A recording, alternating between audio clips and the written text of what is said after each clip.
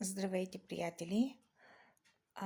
Имам в сърцето си да споделя от днешното си разсъждение с вас един съвет, който апостол Павел е давал на църквата в Рим. И тази църква бих искала да започна с това, че новородените християни са били повече от езичниците и по-малко от юдеите, т.е. тази църква до някаква степен е била смесена, но повече са преобладавали повярвалите езичници. Апостол Павел, чрез дадената му благодат от Бога, както той казва, той ги е новородил, създава тази църква и им пише нещо явно, в което те са имали проблем. И проблема вероятно е бил в това, че някои според дадените им от Бога дарби, с които да служат на другите, са започнали да мислят за себе си по-високо, отколкото апостол Павел им казва, че трябва да мислят. Мислят себе си за по-високо от тези, на които всъщност служат с тези дарби.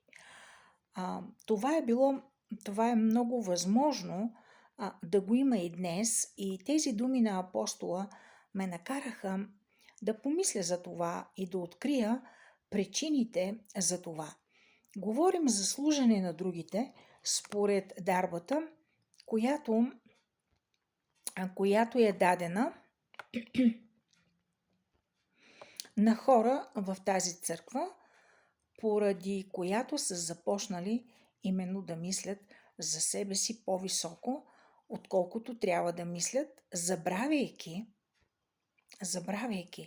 че това им е дар от Бога, че имат дадената благодат от Бога да служат с дарбата, която също им е благодат от Бога, дар от Бога, да служат съразмерно на вярата, която също им е дадена от Бога, и че тези дарби, за които говори апостол Павел, които ще прочетем и как служат посредством тях, те са дадени за полза на тези, на които служат, а не за облагодетелстване и в каквото и да е за полза на самите тях.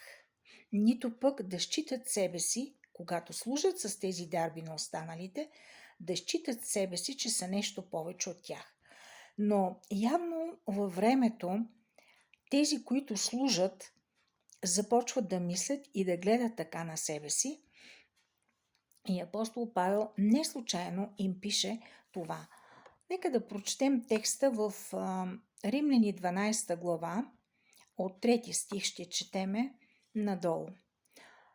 Апостола пише така: Бог ми даде специален дар и за това казвам на всички вас.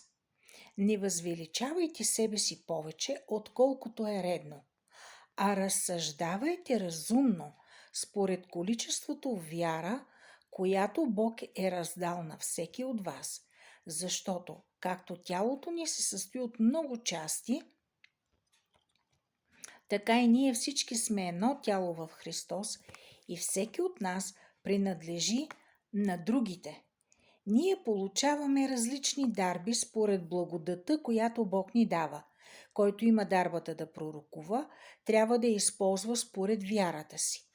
Който има дарбата да служи, трябва да се посвети на това служение. Който има дарбата да получава, трябва да се посвети на получаването. Който има дарбата да насърчава, трябва да се посвети. Тук думата за посвети в други преводи е да постоянства. Който има дарбата да получава, трябва да се посвети, да постоянства в получаването. Който има дарбата да насърчава, да се посвети на това. Който има дарбата да споделя благата си, нека го прави щедро. Който има дарбата да ръководи, нека го прави с усърдие. Който има дарбата да върши добрини, нека го прави с радост.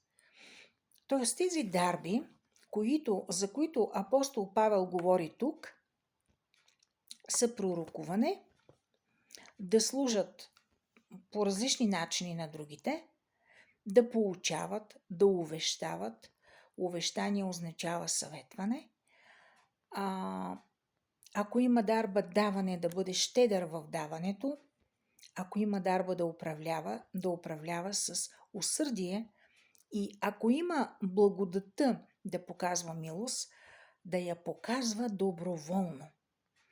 И Павел говори за тези 7 дарби и всъщност обяснява как да се служи с тях на другите. Тези, които я имат, да служат на другите. Но въпросът ми беше защо ги съветва и им казва, че който е по-виден от тях, с какво може един в църквата да бъде по-виден от друг.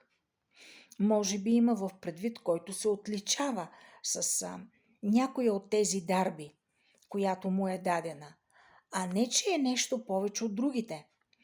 Това, че някой в случая се откроява пред друг с дарбата, която му е дадена, не го прави да бъде повече от другия, който може би се пък отличава, говоря за другия, на когото се служи, той пък се отличава със сигурност по нещо от този, който му служи с някои от тези дарби, които му е дадена от Божията благодат. Но всъщност си помислих откъде идва този проблем, защото апостол Павел казва в 12 глава на посланието към тази църква, в 3 стих, вместо да се мислим за повече отколкото трябва.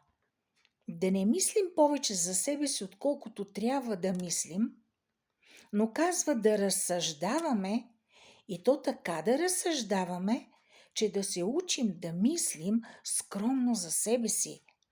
А за да се случи това, бих искала да се върнем в 1 стих на 12 глава и 2, и там се казва така: и не бъдете повече ръководени от критериите на този свят, а се променяйте, като непрекъснато обновявате умовете си, за да сте способни да разпознавате какво желае Бог и какво е добро, угодно на Него и съвършено.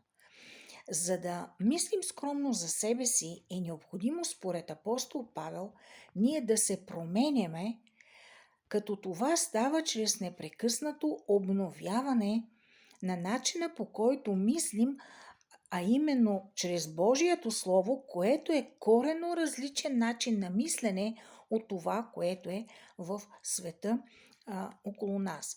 За да разберем именно целта на това обновяване, на тази промяна, е да можем да разберем какво Бог иска от нас.